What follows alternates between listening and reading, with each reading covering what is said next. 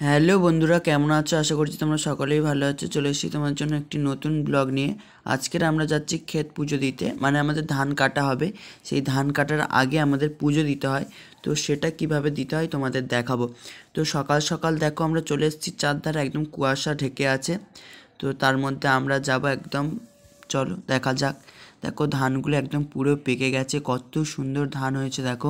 দেখো বন্ধুরা, ধানগুলো একদম কিন্তু কাটার উপযোগী হয়ে গেছে, আর একদম দেখো পেকে হলুদ হয়ে গেছে, তারপর সূর্যের আলো পড়েছে, একদম সোনালি কালার হয়ে গেছে।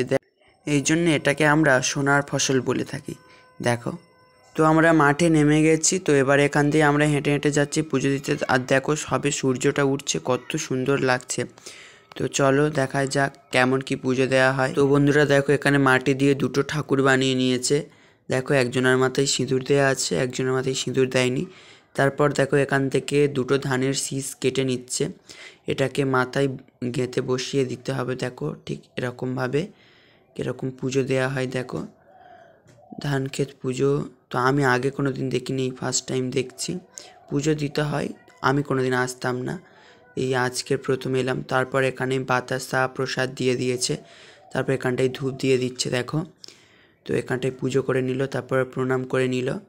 এটা হচ্ছে আমার বোন পুজো করছে। তো বন্ধুরা এখন আমরা দেখো বাড়ি যাচ্ছি, আর এখানটায় দেখো অনেকের ধান কাটা হয়েও গেছে।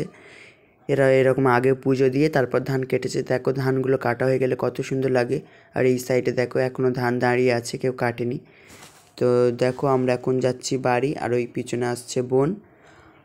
আর আমরা ব্যাগের মধ্যে অনেক কিছু চুরি করেছি আসার সময়, তো সেগুলোই তোমাদের দেখাচ্ছি। আমরা পুঁই শাক, তারপর তোমার কুঁদরি, লেবু, লঙ্কা, অনেক কিছু চুরি করেছি।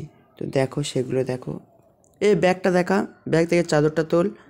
দেখো দেখো গাইস, আমরা কত কিছু চুরি করে নিয়েছি। এই যে দেখো পুঁই শাক। তো ভিডিওটা এই পর্যন্ত, আর এই পর্যন্ত, বাই।